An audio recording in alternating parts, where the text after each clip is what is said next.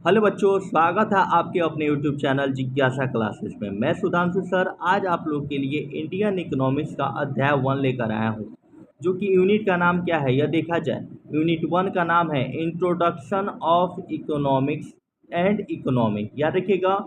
यानी कि इसका हिंदी हुआ अर्थशास्त्र एवं अर्थव्यवस्था की परिभाषा।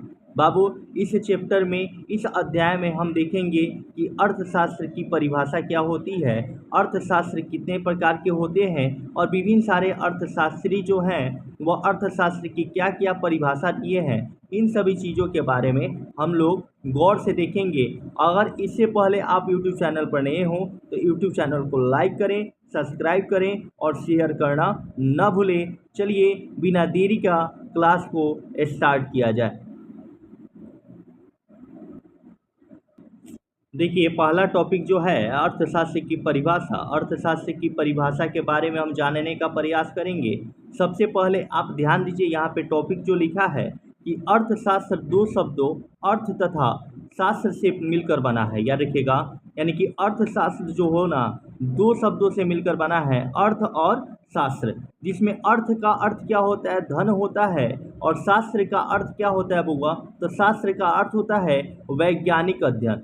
शास्त्र का अर्थ क्या होता है, वैज्ञानिक अध्ययन। वैज्ञानिक अध्ययन याद रखिएगा, वैज्ञानिक अध्ययन याद रखिएगा। यानी कि हम बोल सकते हैं कि अर्थशास्त्र वह विज्ञान है जिसके मनुष्य की धन संबंधी कार्यों का अध्ययन किया जाता है। यानी आप बोल सकते हैं कि अर्थशास्त्र वह विज्ञान है, अर्थशास्त्र वह विज्ञान है जिसमें याद रखिएगा मनुष्य की धन संबंधी मनुष्य की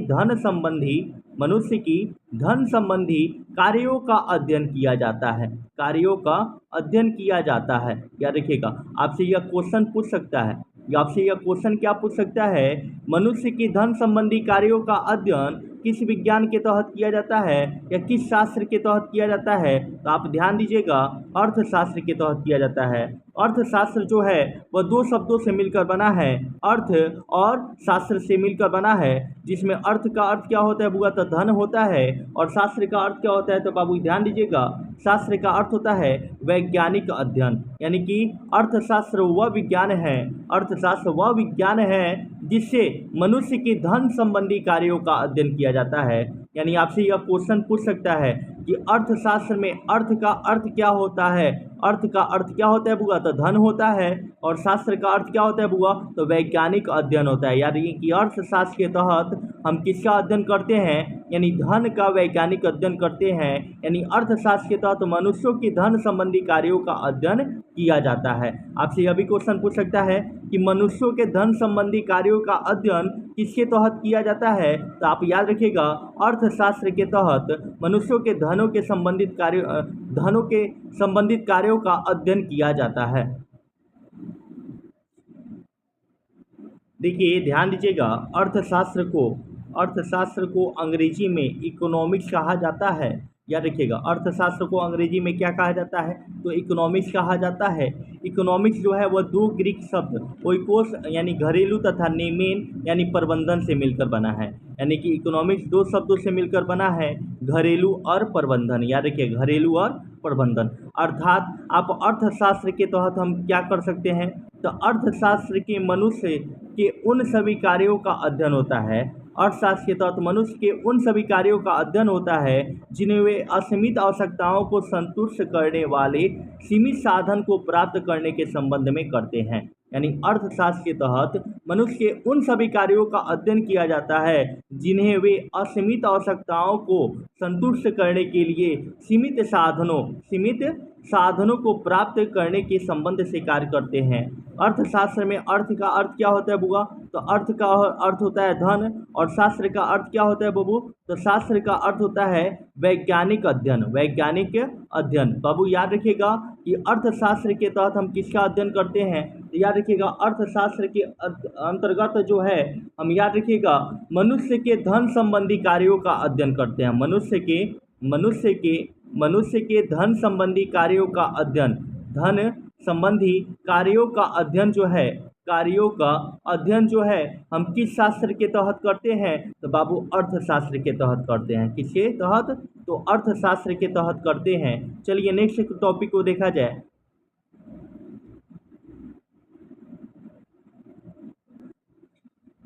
देखिए अगला टॉपिक जो आ गया अर्थशास्त्र के बाद जो है, सबसे पहले हम जानेंगे आर्थिक क्रिया के बारे में जानेंगे। या आर्थिक क्रिया क्या होती है, जिसको हम कहते हैं इकोनॉमिक एक्टिविटी। याद रखिएगा इकोनॉमिक एक्टिविटी क्या होती है, इसके बारे में देखा जाएगा।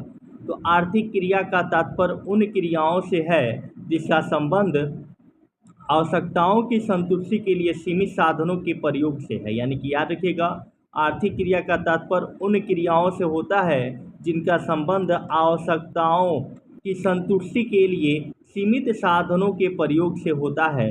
अर्थशास्त्र के अंतर्गत मुख्य रूप से आर्थिक क्रियाओं का ही अध्ययन किया जाता है। आपसे पूछ सकता है, याद रखिएगा किसके तहत या किसके अंतर्गत मुख्य रूप से, याद रखिए मुख्य रूप से आर्थिक क्रियाओं का अध्ययन किया जाता है। तो आप याद रखिएगा कि अर्थशास्त्र के तहत जो है ना, अर्थशास्त्र के तहत मुख्य रूप से किसका अध्ययन किया जाता है, तो आर्थिक क्रियाओं का अध्ययन किया जाता है। आर्थिक क्रियाओं का अध्ययन किया जाता है, क्रियाओं का अध्ययन किया जाता है। तो यह किसके तहत किया जाता है बाबू, तो अर्थशास्त्र के तहत किया जाता है।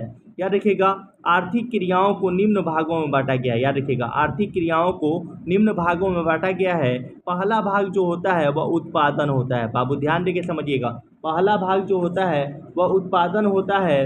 दूसरा भाग जो होता है वह उपभोग होता है। याद रखिएगा दूसरा भाग जो होता है वह उपभोग होता है। तीसरा भाग जो होता है वह निवेश होता है, निवेश होता है। चौथा जो भाग होता है वह होता है वह विनिमय होता है। याद रखिएगा विनिमय होता है।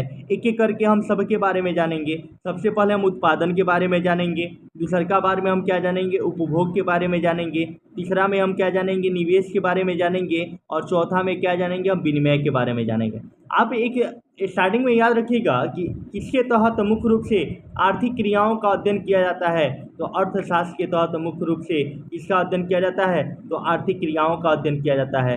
आर्थिक क्रिया क्या होता है, तो आर्थिक क्रिया का तात्पर्य उन क्रियाओं से होता है जिनका संबंध जो है आवश्यकताओं की संतुष्टि के लिए सीमित साधनों के प्रयोग से होता है। याद रखिएगा अर्थशास्त्र के अंतर्गत मुख्य रूप से आर्थिक क्रियाओं का, यह टॉपिक एकदम दिमाग में रखना है कि अर्थशास्त्र के तहत मुख्य रूप से किसका अध्ययन किया जाता है, तो आर्थिक क्रियाओं का अध्ययन किया जाता है। तो आर्थिक क्रियाओं का अध्ययन करते हैं। याद रखिएगा आर्थिक क्रिया को निम्न भागों में बांटा गया है। याद रखिए आपसे पूछ देगा कि आर्थिक क्रियाओं को कितने भागों में बांटा गया है, तो निम्न भागों में बांटा गया है। पहला भाग कौन सा है, उत्पादन। दूसरा भाग कौन सा है, उपभोग। तीसरा भाग कौन है, निवेश। और चौथा भाग कौन है, वो विनिमय। चलिए अब एक एक करके हम जो है सबसे पहले उत्पादन के बारे में जानेंगे, जिसको अंग्रेजी में क्या कहते हैं, प्रोडक्शन कहते हैं। तो याद रखिएगा उत्पादन वह आर्थिक क्रिया है जिसका संबंध वस्तुओं तथा सेवाओं की उपयोगिता या मूल्यों में वृद्धि करने से है। यानी उत्पादन का सीधे से तौर पे याद रखिएगा वस्तुओं एवं सेवाओं, वस्तुओं एवं सेवाओं की उपयोगिता एवं मूल्य वृद्धि से होता है, मूल्य वृद्धि से होता है, मूल्य वृद्धि से होता है। याद रखिएगा आपसे कोई भी क्वेश्चन पूछेगा कि उत्पादन का संबंध किससे होता है, तो उत्पादन का संबंध जो है वस्तुओं एवं सेवाओं की उपयोगिता एवं मूल्य वृद्धि से होता है। आप ऐसे भी बोल सकते हैं उत्पादन वह विधि है या उत्पादन वह आर्थिक क्रिया है जिसका संबंध जो है वस्तुओं तथा सेवाओं की उपयोगिता एवं मूल्य वृद्धि से होता है। याद रखिएगा उपयोगिता एवं मूल्य वृद्धि से होता है। या आपसे ऐसे भी बोर्ड एग्जामिनेशन क्वेश्चन पूछ सकता है, या आपके कोई भी एग्जामिनेशन, कोई भी कॉम्पिटिटिव एग्जामिनेशन का तैयारी कर रहे हैं उसमें यह क्वेश्चन पूछ सकता है कि वह आर्थिक क्रिया जिसका संबंध वस्तुओं और सेवाओं की उपयोगिताओं या मूल्यों में वृद्धि करने से होता है कहलाता है। आप याद रखिएगा उसको क्या कहती है, तो याद रखिएगा उसे उत्पादन कहते हैं। क्या कहते हैं, उत्पादन कहते हैं। याद रखिएगा अगले टॉपिक को देखा जाए। देखिए पढ़ाई में कॉन्सनट्रेट करके पढ़िएगा, क्योंकि पढ़ाई बहुत ही कठिन चीज़ होता है।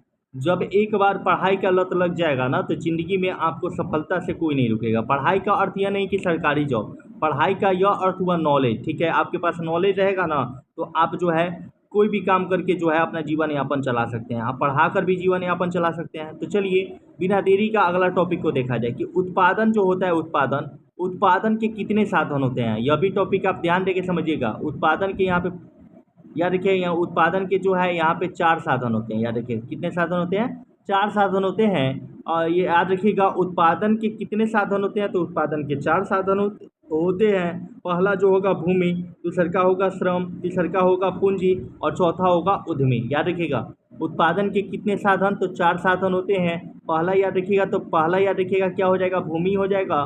दूसरा याद रखिएगा तो श्रम हो जाएगा। तीसरा याद रखिएगा पूंजी और चौथा याद रखिएगा क्या, उद्यमी। याद रखिएगा चौथा क्या याद रखिएगा बुआ, उद्यमी याद रखिएगा। चलिए अगले टॉपिक को देखा जाए। देखिए अभी कुछ देर पहले हम लोग जाने हैं कि आर्थिक क्रिया जो होता है उसको निम्न भागों में बांटा गया है। पहला भाग जो होता है वह क्या होता है, उत्पादन होता है। पहला भाग क्या होता है, उत्पादन होता है। दूसरा भाग क्या होता है बाबू, उपभोग होता है। तीसरा भाग क्या होता है, तीसरा भाग होता है याद रखिएगा निवेश होता है। और चौथा भाग क्या होता है बाबू, चौथा होता है विनिमय। याद रखिए चौथा क्या होता है, विनिमय। आर्थिक क्रिया को निम्न भागों में बांटा गया है। पहला उत्पादन, दूसरा उपभोग, तीसरा निवेश और चौथा विनिमय। तो बाबू हम लोग उत्पादन के बारे में जान चुके हैं। अब हम किसके बारे में जानेंगे, दूसरा का टॉपिक जो है वह किसके बारे में है, उपभोग के बारे में। अब चलिए हम उपभोग के बारे में जानने का प्रयास करेंगे। उपभोग वह आर्थिक क्रिया है जिसका संबंध व्यक्तिगत तथा सामूहिक आवश्यकताओं की प्रत्यक्ष संतुष्टि के लिए वस्तुओं तथा सेवाओं की उपयोगिता के उपभोग से। यानी कि कहने का तात्पर्य आपसे यह क्वेश्चन कैसे पूछ सकता है कि वह आर्थिक क्रिया जिसका संबंध व्यक्तिगत तथा सामूहिक आवश्यकताओं की प्रत्यक्ष संतुष्टि के लिए वस्तुओं तथा सेवाओं की उपयोगिता से है। यानी उसे क्या कहते हैं, तो याद रखिए उसे हम क्या कहेंगे, उपभोग कहेंगे। अगला जो होता है तीसरा का आ गया निवेश, जिसको अंग्रेजी में कहते हैं इन्वेस्टमेंट। याद रखिएगा तो निवेश क्या होता है, ध्यान देके समझिएगा कि निवेश वह आर्थिक क्रिया है जिसका संबंध भविष्य में वस्तुओं तथा सेवाओं के उत्पादन के लिए पूंजीगत वस्तुओं के उत्पादन से। यानी कि आपसे यह भी क्वेश्चन पूछ सकता है कि वह आर्थिक क्रिया जिसका संबंध भविष्य में वस्तुओं तथा सेवाओं के उत्पादन के लिए पूंजीगत वस्तुओं के उत्पादन से किसका मतलब उपयोग होता है, तो याद रखिए किसका उपयोग होता है बुआ, तो निवेश का होता है। याद रखिएगा आप ध्यान देके समझिएगा, निवेश और उपभोग के बारे में इतना ही जानना है। चलिए अगले टॉपिक को देखा जाए।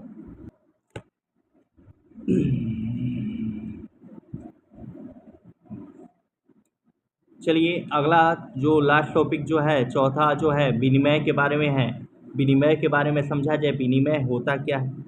अभी हम आपको बताएं कि आर्थिक क्रिया जो होते हैं उनको निम्न भागों में बांटा गया है।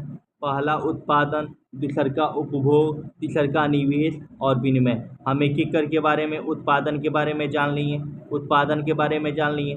दूसरा में क्या कर लिए बउआ, तो ये उत्पादन के बाद हम लोग उपभोग के बारे में जान लिए। तीसरा किसके बारे में जान लिए, तो निवेश के बारे में जान लिए। और चौथा किसके बारे में जान लिए बाबू, तो चौथा जो है हम विनिमय के बारे में अब जानने का प्रयास कर रहे हैं कि यह विनिमय होता क्या है। इसके बारे में देखिए अब ध्यान देके समझिएगा कि विनिमय वह आर्थिक क्रिया है जिसका संबंध किसी वस्तु या उत्पादन के साधन के क्रय और विक्रय से है। याद रखिए किससे है, क्रय और विक्रय से है। आपसे यह क्वेश्चन पूछ सकता है कि वह आर्थिक क्रिया जिसका संबंध किसी वस्तु या उत्पादन के साधन के क्रय विक्रय से होता है उसे हम क्या कहते हैं, तो उसे हम विनिमय कहते हैं। क्या कहते हैं, तो उसे हम क्या कहते हैं, विनिमय कहते हैं। आपसे यह क्वेश्चन बिल्कुल पूछ सकता है कि विनिमय वह आर्थिक क्रिया है जिसका संबंध किसी वस्तु या उत्पादन के साधन के क्रय विक्रय से है। आपसे यह हर एक कॉम्पिटिटिव एग्जामिनेशन में ऑब्जेक्टिव तौर पे एग्जाम होता है, तो यह विशेष तौर पर यह ऑब्जेक्टिव के लिए ही क्लास कराया जा रहा है। यहाँ पे सब्जेक्टिव आप लोगों को कंप्लीट करवा दिया जाएगा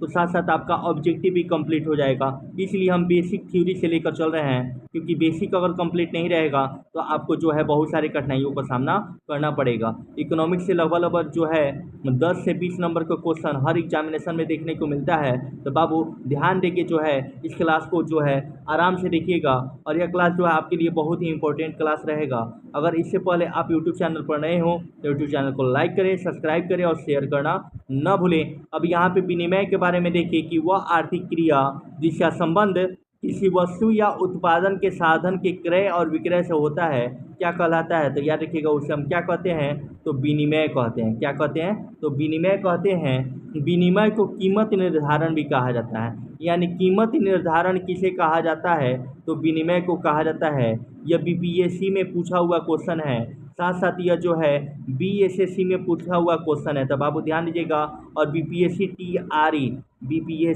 बीपीएससी टीआरई जो वन जो हुआ था एग्ज़ाम, उसमें भी यह क्वेश्चन पूछा हुआ है। तो बाबू आप ध्यान देके समझिएगा कि विनिमय जो होता है, विनिमय को कीमत निर्धारण भी कहा जाता है। यानी कीमत निर्धारण किसे कहा जाता है? तो विनिमय को जो है कीमत निर्धारण कहा जाता है। यह एनसीईआरटी बेस पर क्लास है। एनसीईआरटी हो गया और लुसेंट पर बेस क्लास है। तो आप लोग विशेष तौर पर जो है यह क्लास को जो है स्किप नहीं कीजिएगा और साथ साथ यह क्लास को ज़रूर देखिएगा। यह आपके लिए जो है अति महत्वपूर्ण रहेगा।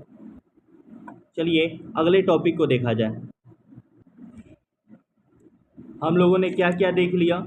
हम लोग क्या देखें? सबसे पहले हम अर्थशास्त्र की परिभाषा को देखें। अर्थशास्त्र की परिभाषा को देखें। उसके बाद हम लोग क्या देखें? अर्थशास्त्र के बारे में देखें कि इसका अंग्रेजी नाम क्या होता है, और अंग्रेजी जो नाम होता है उसका जो होता है वह किन किन शब्दों से मिलकर बना होता है। उसके बाद हम लोग एक अर्थशास्त्र का एक परिभाषा देखें। उसके बाद हम लोग आर्थिक क्रिया के बारे में देखें। उसके बाद आर्थिक क्रिया के बारे में देखने के बाद हम लोग देखिए आर्थिक क्रियाएं जो होती है वह निम्न तरह की होती है: उत्पादन, उपभोग, निवेश और विनिमय। याद रखिएगा, उत्पादन, उपभोग, निवेश, विनिमय। उत्पादन, उपभोग, निवेश, विनिमय। इन सभी चीज़ों के बारे में हम लोग विस्तार से पढ़े हैं। उसके बाद हम लोग क्या देखेंगे कि अर्थशास्त्र के प्रकार को देखेंगे। तो अर्थशास्त्र याद रखिएगा दो प्रकार के होते हैं, एक होता है व्यष्टि अर्थशास्त्र, एक होता है समष्टि अर्थशास्त्र। अगले क्लास में जो है हम समष्टि अर्थशास्त्र के बारे में पढ़ेंगे। अभी वर्तमान के क्लास में हम किस अर्थशास्त्र के बारे में पढ़ेंगे? व्यष्टि अर्थशास्त्र के बारे में पढ़ेंगे, जिसको इंग्लिश में हम कहते हैं माइक्रो इकोनॉमिक्स कहते हैं। क्या कहते हैं? Micro economics. याद रखिए अर्थशास्त्र कितने प्रकार के होते हैं? तो दो प्रकार के होते हैं, एक होता है माइक्रो, एक होता है माइक्रो, यानी कि व्यष्टि अर्थशास्त्र और समष्टि अर्थशास्त्र। याद रखिएगा, व्यष्टि अर्थशास्त्र और समष्टि अर्थशास्त्र। जो समष्टि अर्थशास्त्र के बारे में जो है कल के क्लास में हम लोग पढ़ेंगे। आज की क्लास में जो है हम किसके बारे में पढ़ेंगे? व्यष्टि अर्थशास्त्र के बारे में पढ़ेंगे, जिसको अंग्रेजी में हम क्या कहते हैं? माइक्रो इकोनॉमिक्स कहते हैं। बाबू ध्यान देके यहाँ पे समझिएगा कि व्यष्टि अर्थशास्त्र को संक्षेप में कीमत सिद्धांत कहा जाता है। यानी किस अर्थशास्त्र को संक्षेप में कीमत सिद्धांत कहा जाता है? याद रखिएगा, क्वेश्चन दे सकता है। किस अर्थशास्त्र को कीमत सिद्धांत, संक्षेप में कीमत सिद्धांत कहा जाता है? तो याद रखिएगा व्यष्टि अर्थशास्त्र को जो है, व्यष्टि अर्थशास्त्र को जो है वह कीमत सिद्धांत भी कहा जाता है। अगले टॉपिक को ध्यान दीजिएगा कि व्यष्टि अर्थशास्त्र में केवल एक आर्थिक इकाई की आर्थिक क्रियाओं का अध्ययन किया जाता है। यानी केवल एक व्यक्तिगत इकाई की क्या किया जाता है? अध्ययन किया जाता है। जैसे व्यक्तिगत गृहस्थ, व्यक्तिगत फर्म, व्यक्तिगत उद्योग की क्रियाओं का अध्ययन जो है यह किस में किया जाता है? व्यष्टि अर्थशास्त्र के तहत किया जाता है। आपसे यह भी क्वेश्चन पूछ सकता है कि याद रखिएगा व्यक्तिगत फर्म का अध्ययन किस अर्थशास्त्र में किया जाता है? तो व्यष्टि अर्थशास्त्र में किया जाता है। व्यक्तिगत गृहस्थ का अध्ययन किस अर्थशास्त्र में किया जाता है? तो व्यष्टि अर्थशास्त्र में किया जाता है। व्यक्तिगत उद्योगों के वर्णन जो है, अध्ययन जो है वह किस अर्थशास्त्र में किया जाता है? तो व्यष्टि अर्थशास्त्र में किया जाता है। याद रखिएगा अभी हम लोग क्या देखें? व्यष्टि अर्थशास्त्र को जो है याद रखिएगा संक्षेप में कीमत सिद्धांत भी कहा जाता है। चलिए यहाँ तक क्लास को आज समाप्त किया जाए, फिर कल क्लास में हम लोग क्या देखेंगे? समष्टि अर्थशास्त्र के बारे में देखेंगे। यह टॉपिक बाय टॉपिक क्लास चलेगा।